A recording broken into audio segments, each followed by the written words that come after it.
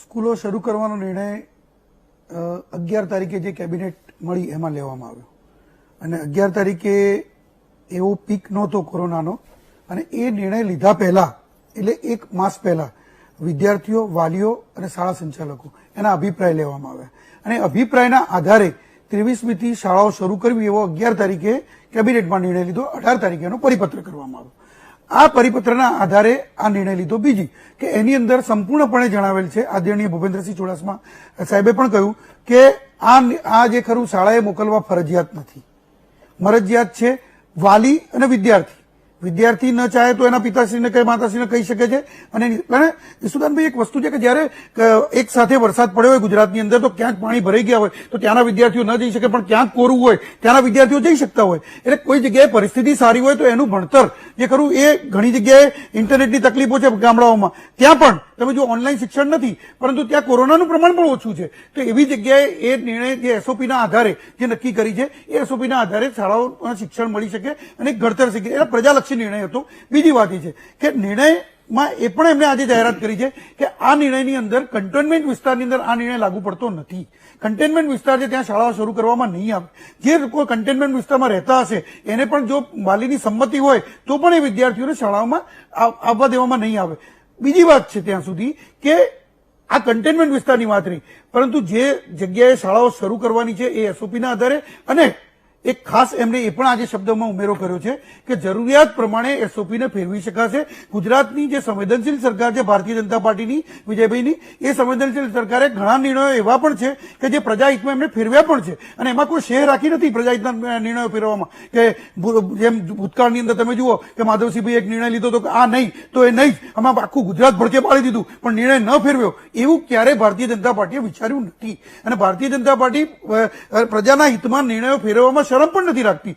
નિર્ણયો ફેરવશે પણ ખરા. એટલે એવું નથી કે આ કોઈ નિર્ણયો, હા આ સેકન્ડ પીક શરૂ થયો એ પહેલાનો નિર્ણય છે. અને રહી વાત તો પ્રજાની, તો આપને પણ ખબર છે કે ગુજરાતની પ્રજા, એમાં ખાસ કરીને અમદાવાદની પ્રજા એવી છે કર્ફ્યુ નાખો તો કર્ફ્યુ જોવા જશે, આજે પાણી આવશે તો પાણી જોવા જશે, પથ્થરમારો થાય તો પથ્થરમારો જોવા જશે, આજે આગ થાય તો આગ જોવા જશે, આજે વિસ્ફોટ થાય તો વિસ્ફોટ જોવા જશે. અરે ત્યાં સુધી કે કોઈનો અકસ્માત થયો હશે ને ખબર પડશે ને તો આજુબાજુવાળાને લઈને જશે કે આ જગ્યાએ અકસ્માત થયો, ચલો આપણે જોવા દઈએ. આ પ્રજા જે ખરી એ પ્રજાને આજે એવી તો પ્રજા નથી કે નાના બાળકની જેમ કે આવો આવ્યો ચલો ઘરમાં આવી તો રે. આ પ્રજા જયારે સમજુ હોય પ્રજા છે, સમજુ પ્રજાને આજે પહેલા લોકડાઉન કર્યું, બધું કર્યું, આજે કોરોનાની શું પરિસ્થિતિ છે એ એક એક વ્યક્તિ સમજે છે.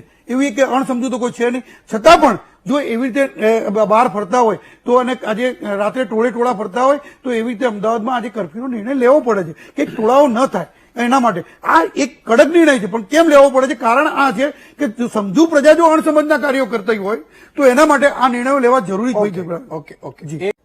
શાળાઓ શરૂ કરવાનો નિર્ણય મેં પહેલા કહ્યું એમ 11 તારીખની બેઠકમાં નિર્ણય લેવાયો હતો અને 18 તારીખેનો પરિપત્ર હતો. એની અમને આજે જે ડીઈઓ જોડે જે મિટિંગ હતી એ મિટિંગ બાદ જાહેરાત કરીને એમાં પણ એક સ્પષ્ટ ઉલ્લેખ કર્યો છે ભૂપેન્દ્રસિંહ ચુડાસમા સાહેબે કે એસઓપીમાં ફેરફાર કરવામાં આવશે. જરૂર પછી રહી ખોલવાની વાતની ઉપર હું આવું છું એમ કહું છું, કર્ફ્યુ કરો છો, બીજી બાજુ એમ કહું છું સ્કૂલો ખોલો. આજે કર્ફ્યુ અહીંયા કરે છે, આવતીકાલે સુરતમાં કરવું પડશે કારણ કે સુરતમાં જેવા કેસ આવી રહ્યા છે. નિર્ણયો સરકાર ફેરવશે. સરકાર નિર્ણયો ફેરવવામાં કોઈ શેર રાખતી નથી. ભારતીય જનતા પાર્ટીની સરકાર એ સ્પષ્ટ છે. જોઈએ સે નથી રાખતી કે પછી આ ફી ના મામલે ડરી નથી ગયા ને પાછા ફી પાછા પૂરેપૂરી અમારે ન ભરવી પડે એવું કોઈ હોઈ શકે જ નહીં. ફીના મામલે નથી હોતું. 200-500 કરોડ લઈ લેજો ભાઈ એવું હોય તો. ફીના મામલે એવું હોતું જ નથી કારણ કે આજે જો જેમ શાળા સંચાલકો છે એમ આજે શાળા સંચાલકોના ત્યાં હું તો એ કહું છું કે એ શાળાની અંદર આજે મારો જ નાનો ભાઈ હોય પટાવાળા તરીકે નોકરી કરતો હોય, જો એને ફી નથી મળી તો એ પટાવાળાને પગાર નથી મળવાનો તો તમે એવું કહેશો કે એને પગાર ના આપો એનું ઘર કેવી રીતે ચલાવશે? કેમ ના આપે? એમને વર્ષો સુધી કમાણા છે તો એમના એ ક્યાંથી ખાલી જગ્યામાંથી લઈ આવ્યા છે? સરકાર વર્ષો સુધી કમાણા છે એમ નહીં. હું એમ કહું છું કે બધાને અત્યારે નથી મળી રહ્યું. દરેકનું ઘણા બધાની આવકો બંધ થઈ ગઈ છે. દરેકનું એક બજેટ. આનું કેમ આવક બંધ ન થાય? શિક્ષણ માફિયાઓની, માફિયા હું શબ્દ વાપરું છું. માફિયાઓ નથી. દરેકનું એક બજેટ હોય છે. એ બજેટ મુજબ એ લોકો કાર્ય કરતા હોય છે. સરકારે એમને પણ જે એમનું બજેટ કે એમનું જે ખરો ખર્ચ અને એમનો પોતાનો પ્રોફિટ છે એ પ્રોફિટ કાપી લીધો છે. આજે 25% કાપી લીધો. એમનો પ્રોફિટ તેમણે કાપી લીધો છે કે તમારે કશું લઈ જવાનું નથી, પરંતુ તમારા જે આધારિત છે ખોલી નથી ને તોય 75% લઈ જવાના છે અને તમે એમ કહો છો 25% શું સ્કૂલ જ ખુલ્લી નથી તો Online- 75% લઈ જવાના છે. ઓનલાઈન શિક્ષણ એની અંદર ચાલુ છે. બીજું કે શાળાની આજે તમે અત્યારની વાત કરો છો, જ્યારે કોરોના નહોતો ત્યારે પણ શાળાઓ બંધ રહેતી હતી 2 મહિના માટે અને 1 મહિનો દિવાળીમાં, 3 મહિના માટે જે રજાઓ રહેતી હતી એ રજાઓની ફી પણ લોકો ચૂકવતા હતા અને એ વખતે જે વાનવાળા છે એની ફી પણ લોકો ચૂકવતા હતા. એવું નથી આમાં. કાંઈ વાનવાળાની ફી બધા કોઈ ચૂકવ્યું નથી. આ બસો વાળા અને બસોનો ટેક્સ પણ તમે આ સરકારે બંધ નથી કર્યો.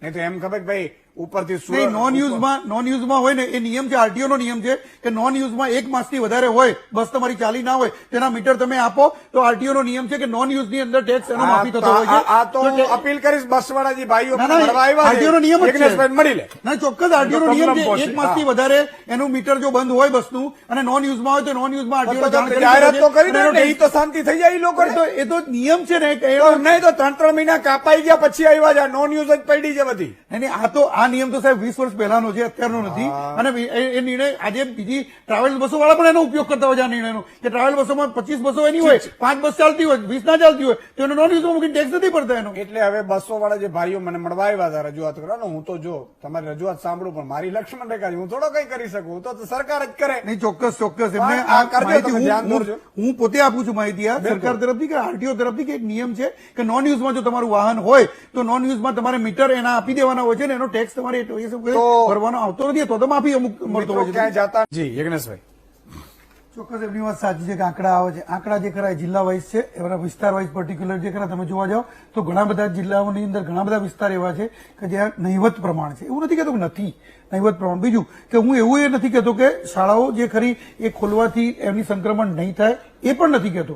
પરંતુ જે નિર્ણય લેવાયો છે એ જ્યારે લેવાયો હતો ત્યારે આ પરિસ્થિતિ નહોતી. કારણ કે નિર્ણય લીધા પહેલા તમે જુઓ તો એના 2 મહિના પહેલા એની શાળા સંચાલકોને પૂછવામાં આવ્યું હતું, જે બેન હમણાં કહી ગયા, પણ ડોક્ટરોના પણ અભિપ્રાય લીધા છે, અધિકારીઓના પણ અભિપ્રાય લીધા છે, જે આપણા ડીઈઓ છે એ કક્ષાના, ઇવન વિદ્યાર્થીઓના, વાલીઓના બધાના અભિપ્રાયો લીધા છે અને રેન્ડમલી બધાના અભિપ્રાયો લઈ એમાં ગ્રામીણ ક્ષેત્રે પછી શહેરી ક્ષેત્રે દરેક જગ્યાએ અભિપ્રાયો લીધા છે. એ પછી નિર્ણય કર્યો. હા, સેકન્ડ પીક શરૂ થયો છે, એમાં પણ આપણે નથી માનતા કે સેકન્ડ પીક નથી શરૂ થયો, એના માટે પણ સરકારે પગલાં લીધા. આજે તમે જુઓ આદરણીય નાયબ મુખ્યમંત્રી શ્રી નીતિનભાઈ પટેલે પણ જણાવ્યું કે આજે સિવિલમાં જે બીજા વોર્ડ પણ શરૂ કરવામાં આવ્યા. એ સિવાય અમદાવાદની અંદર જે સેન્ટરો હતા, આજે 40 કે 45 સેન્ટર ચાલતા હતા, જે એની જગ્યાએ 200 જેટલા ટેસ્ટિંગ સેન્ટરો પણ શરૂ કરવામાં આવ્યા અને જે આપણી જે 108 છે એની સંખ્યામાં પણ વધારો કરવામાં આવ્યો અને બીજી નવી જે હોસ્પિટલો છે એને કોવિડમાં ફેરવાની પણ શરૂઆત કરી. સરકારે દરેક નિર્ણય લે છે કારણ કે સરકારને પણ ખબર છે કે આ સેકન્ડ પીક શરૂ થયો છે અને એકલા ગુજરાતમાં જ નહીં, આજે આખા ભારતમાં સેકન્ડ પીક શરૂ થયો છે.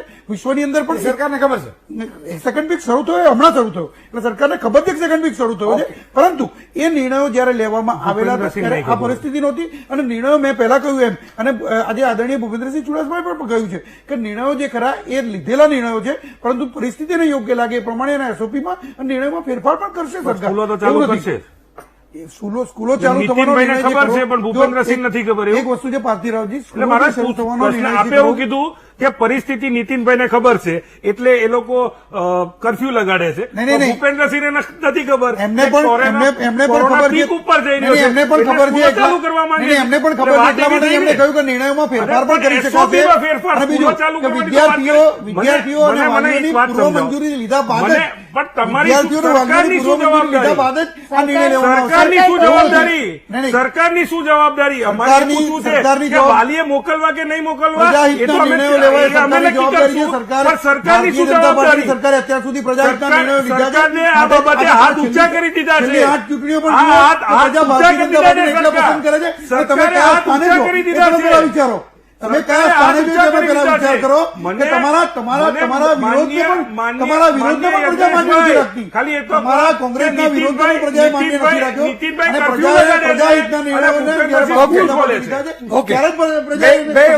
બે વાતની એક વાત છે. આમણે એવું કીધું નીતિનભાઈ ખબર છે તો ભૂપેન્દ્રસિંહને ખબર છે કે એમને પણ ખબર છે, એમને પણ જીત કરે છે આજે શું કામ જાહેર કરે છે? બીજી વાત આમણે જે કીધી કે ચૂંટણી હાથે હાથ ભાજપ જીતી એટલે તમારા વિરોધને પણ લોકો પસંદ નથી કરતા, એ પણ વાત સાચી છે કે ચૂંટણી ગમે તે જીતે ભાજપ અને જીતે એ જો જીતા હોય